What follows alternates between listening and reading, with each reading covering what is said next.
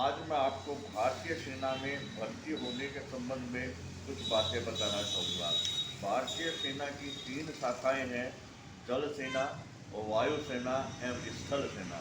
तीनों ही शाखाओं में न्यूनतम पद सैनिक होता है। इस सैनिक पद पर भारी संख्या में प्रतिवर्ष रिटायर भी होते हैं, उनके स्थान पे नए सैनिकों की भर्ती की जाती है। भर्ती के लिए क्षेत्रवार कार्यालय खुले हुए हैं, जिनमें भर्ती प्रक्रिया चलती रहती है। प्रत्येक जिले में एक सैनिक कल्याण बोर्ड या सैनिक कल्याण अधिकारी नियुक्त होता है, जिसका एक कार्यालय जिला स्तर पर है। वहां से भी आप इस संबंध में जानकारी ले सकते हैं। सैनिक के लिए न्यूनतम आयु सीमा 18 वर्ष है। शैक्षणिक योग्यता के संबंध में 10वीं पास होना आवश्यक है। कुछ छोटे पदों के लिए 8वीं पास को भी लिया जा सकता है। जिलेवार अथवा क्षेत्रवार भर्ती कैंप समय समय पर लगाए जाते हैं, जिसका विज्ञापन समाचार पत्रों में दिया जाता है। इन विज्ञापनों को देख करके आप इसकी भर्ती के लिए तैयारी कर सकते हैं। समय समय पर भर्ती हेतु समाचार पत्रों में खबरें भी आती रहती हैं, उनके आधार पर भी आप तैयारी कर सकते हैं।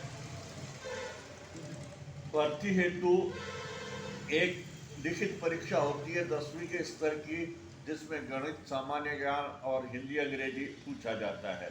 लिखित टेस्ट पास करने के पश्चात शारीरिक परीक्षण किया जाता है, जिसमें पैदल चलना, दौड़ना, लंबी कूद, ऊंची कूद इत्यादि का परीक्षण लिया जाता है। इस परीक्षण में सफल होने के बाद में शारीरिक मापदंड जैसे शरीर का वजन, शरीर की लंबाई और छाती का फुलाए हुए, फुलाकर और बिना फुलाकर चौड़ाई इत्यादि जांची जाती है। इस परीक्षा में भी सफल होने के पश्चात आदमी का चिकित्सीय जांच होती है।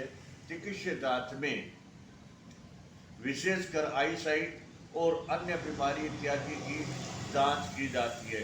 इन सब परीक्षणों में सफल होने के पश्चात कैंडिडेट को ट्रेनिंग के लिए भेजा जाता है। यदि आप सैनिक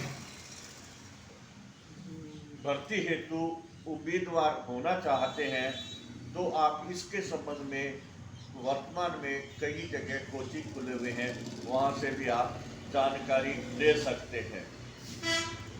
कोचिंग में ज्वाइन करने से पहले आप अपने शारीरिक जांच का मापदंड और शैक्षणिक योग्यता, आयु इत्यादि की जांच कर लें, ताकि आप कोचिंग ज्वाइन करने से पहले इन सब की जानकारी करने के पश्चात ही कोचिंग ज्वाइन करें, ताकि आपको अनावश्यक किसी प्रकार का समय और खर्चा नहीं उठाना पड़े।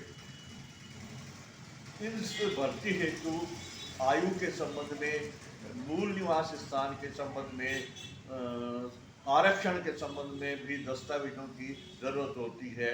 आपके शैक्षणिक योग्यता के, निवास स्थान के और आपके आरक्षण से संबंधित जाति प्रमाण पत्र इत्यादि भी आपको पहले बनवा लेने चाहिए, ताकि ऐन समय पे आपको किसी प्रकार की कठिनाई नहीं हो। तो सेना में भर्ती होने के लिए कभी भी दलाल इत्यादि के चक्कर में नहीं आना चाहिए और अनावश्यक साधनों का उपयोग नहीं करना चाहिए। जो नियम में बताई गई व्यवस्थाएं हैं और समय समय पे जो अखबार में विज्ञापन आता है, उसमें जो बात बताई गई जाती है, उसके अनुसार ही आप तैयारी करें। धन्यवाद। मेरा ये वीडियो आपको अच्छा लगा तो कृपया सब्सक्राइब करें।